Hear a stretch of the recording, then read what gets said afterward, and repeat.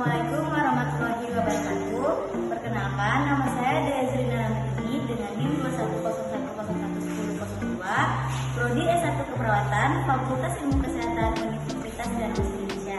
Di sini saya akan mempresentasikan mengenai penyakit bronkitis. Sebelumnya, bronkitis itu adalah suatu penyakit yang ditandai dengan adanya inflamasi pada pembuluh bronkus, trakea, dan bronkioli. Inflamasi menyebabkan bengkak pada permukaannya, mempersempit ruang pembuluh dan menimbulkan sekresi dari cairan inflamasi. Etiologi dari penyakit bronkitis ini yaitu berhubungan dengan infeksi virus, yang dimana contohnya seperti adenovirus influenza, parainfluenza, respiratory syncytial. Terus yang kedua yaitu infeksi bakteri, contohnya seperti pneumonia, chlamydia, dan mycoplasma species.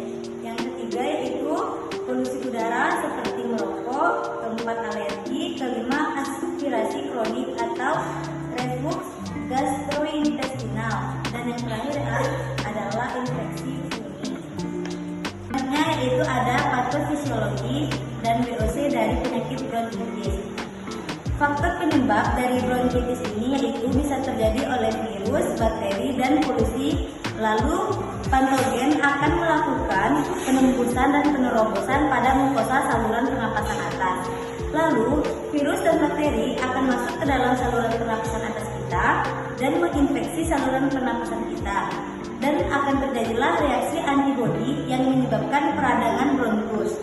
Pada saat peradangan akan terjadilah hipertrofi atau peningkatan kelenjar sel mukosa bronkus dan peningkatan jumlah sel goblet yang menyebabkan aktivitas lia atau alat untuk menggerakkan lendir yang berhasil menangkap kotoran-kotoran kecil agar keluar dari paru-paru kita menjadi lambat dan mengakibatkan peningkatan sekresi pada bronkus yang menyebabkan penumpukan mukus atau lendir seperti dahak, ingus, sehingga timbullah diagnosa keperawatannya yaitu kebersihan jalan nafas menjadi tidak efektif.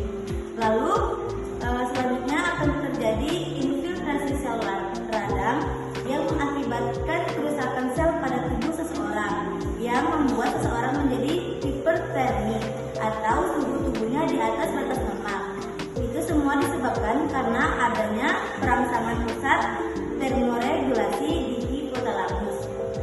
Termoregulasi sendiri merupakan proses yang melibatkan mekanisme homeostasis yang mempertahankan suhu tubuh dalam kisaran normal, yang dicapai dengan mempertahankan keseimbangan antara panas yang dihasilkan dalam tubuh dan panas yang dikeluarkan oleh tubuh.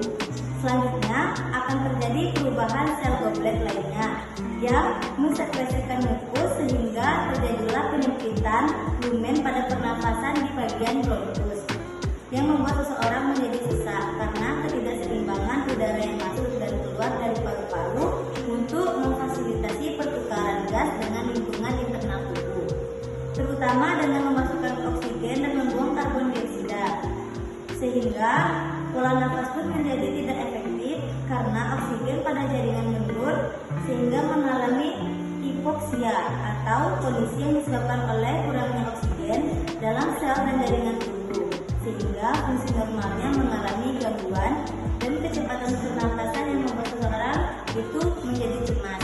Sehingga di sini kita bisa menegakkan diagnosa keperawatannya cemas karena adanya kecepatan pernapasan seseorang yang disebabkan oleh gangguan fungsi normalnya. Dan cemas juga bisa terjadi karena kurangnya pengetahuan tentang masalah yang dialami oleh seseorang yang menderita penyakit bronkitis. Selanjutnya tanda gejalanya yaitu yang pertama, batuk disertai lendir berwarna kuning, hijau atau putih, terus ada napas berbunyi atau bunyi. Di sini kita bisa menegakkan diagnosa perawatannya yaitu bersihan jalan napas tidak efektif. Yang ketiga itu ada nyeri dada, mudah lelah, sesak napas, terus hidung tersumbat, sakit kepala. Itu kita bisa masukkan ke diagnosa perawatannya nyeri. Dan yang terakhir itu kuku, bibir atau kulit berwarna kebiruan. Yang kelima adalah pemeriksaan. Pemeriksaan penyakit bronkitis itu dapat berupa seperti analisis gas darah, yang dimana tujuannya untuk mengetahui kadar oksigen dalam darah pasien. Terus yang kedua ada tes darah, fungsinya yaitu untuk mendeteksi tanda-tanda infeksi. Yang ketiga ada tes fungsi paru, yang tujuannya untuk mendeteksi emfisema atau asma. Yang keempat ada ronsen dada, yang dimana itu tujuannya agar kita dapat melihat kondisi jantung dan paru-paru pasien. Yang kelima yaitu ada pemeriksaan dahak, yang dimana tujuannya untuk mengidentifikasi jenis bakteri yang membuat seseorang itu terkena penyakit bronkitis. Terus selanjutnya ada pemeriksaan laboratorium, dan yang terakhir ada fototoraks.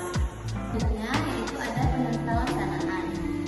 Penanganan bronkitis ini tergantung keparahan dan kondisi pasien. Namun dokter juga dapat meresepkan obat untuk meredakan gejalanya, seperti obat pereda demam dan nyeri yaitu paracetamol dan ibuprofen, atau yang bisa juga menggunakan obat antitusif atau ekspektoran untuk meredakan batu seperti kodein dan ergostein. Sedangkan untuk mengatasi bronkitis yang tergolong berat, dokter akan meresepkan obat-obat seperti obat antibiotik, terus kortikosteroid dan bronchodilator. Pasien juga dapat melakukan upaya mandiri untuk meredakan gejala seperti yang pertama, minum air putih 8-12 gelas per hari, beristirahat yang cukup, menghirup uap air hangat untuk meredakan dan mengencerkan dari saluran pernapas agar lebih mudah dibuang, menghindari asap rokok dan jangan merokok, terus memakai masker saat beraktivitas di luar rumah untuk menghindari paparan zat berbahaya. Komplikasi dari penyakit bronkitis ini yaitu seperti pneumonia dengan gejala seperti berikut. Yang pertama, tubuh berkeringat, menggigil dan demam. Terus yang kedua, nyeri pada dada pada saat batuk dan bernapas, sesak napas, batuk dengan dahak, tubuh kelelahan, hilangnya selera makan, mual, diare dan muntah, serta merasa linglung hingga mengalami penurunan kesadaran. Apabila bronkitis berkembang pada tahap selanjutnya, maka komplikasi yang mungkin terjadi karena pneumonia termasuk bakteriemia atau